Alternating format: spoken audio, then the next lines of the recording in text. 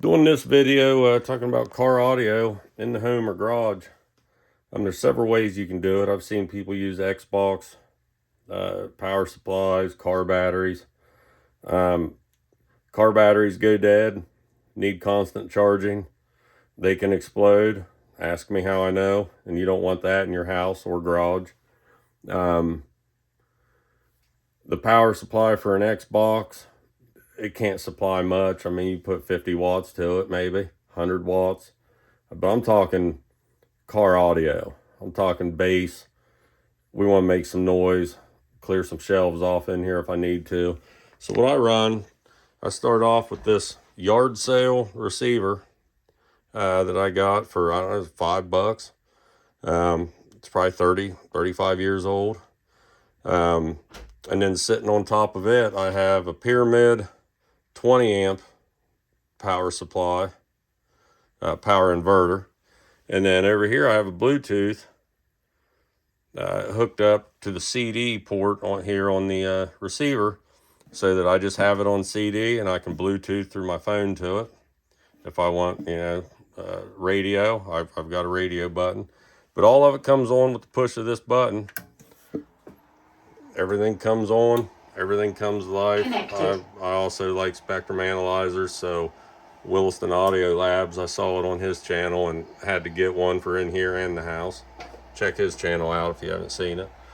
And then the power inverter sitting on top of here runs this Kenwood 600 watt amp that goes to these old school Technics speakers that are, I'm guessing, 35 to 40 years old. Somebody out there knows. I got one of them on each side of the garage, paralleled with power bass 6x9s. And they're only mids and highs. They don't have any bass going to them at all. So over here, got kind of the same setup. Yeah, never mind these old school subs up here. Everybody knows those. You know what I'm talking about. MTX Blue Thunder back in the day, late 80s. JL Audio 12W6. That was the man back in the day. But I've got stories about all these. You want to see a video telling the stories of these? Drop me a line. I'll let you know. Put it in the comments. Going back to the stereo. And I've got a CT Sounds 2000 watt amp being powered by Teraamps, however you pronounce it, I'm not sure. It's a 200 amp with a 280 boost on it, and that's what's running the CT Sounds. And all of those are powered on. The power inverters are both plugged into that surge protector, but it's a surge protector that has both the master and the slave. So my old Technics receiver is the master, and nothing else is powered until I turn it on. So the moment I turn it on, the slave ports on that surge protector then turn on this big power inverter and the small power inverter, and that way I don't have to go around turning this and that on. And you can see, you should be fused, but I'm confident that nothing's going to happen here. I've got everything nice and secure, ran nice and neat. You don't want this stuff. You're dealing with a lot of power when you get amplifiers and whatnot in here. But I keep everything, nice and clean. I've got a fan right there for in the summer when it starts getting a little bit warm. But the CT Sounds, yeah, I love CT Sounds. I just recently found them. Everything I've bought of theirs has been great.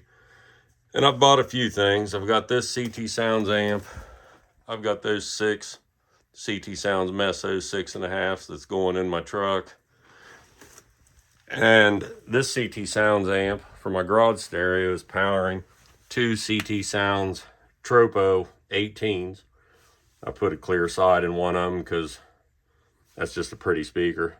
And the price of these things is unbeatable for what you're getting.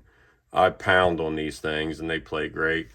I run both of mine each in a 4 cubic foot sealed enclosure. I prefer sealed. I like the sound of it better. The one over here, it's not, obviously no clear side, but they're both 4 cubic feet. Yeah, and I've got 2 more 6.5 Mesos that I've got plans for, but and then a couple power bass 12s, got a couple Sundown audios. I love car audio. We're going back to the car stereo in the house or garage. This is my method for running it. I haven't seen anybody else do it quite like this, but it runs. I've been doing this for 30 years and I have had zero issues with the way I'm doing this now. And normally this is all pushed back in there and laying nice and neat in there, but I pulled it out so I could show you guys a little bit better. But that's the basics of it. That's how I've been doing it. I'm surprised to see that there's no videos showing anybody else doing it quite like that.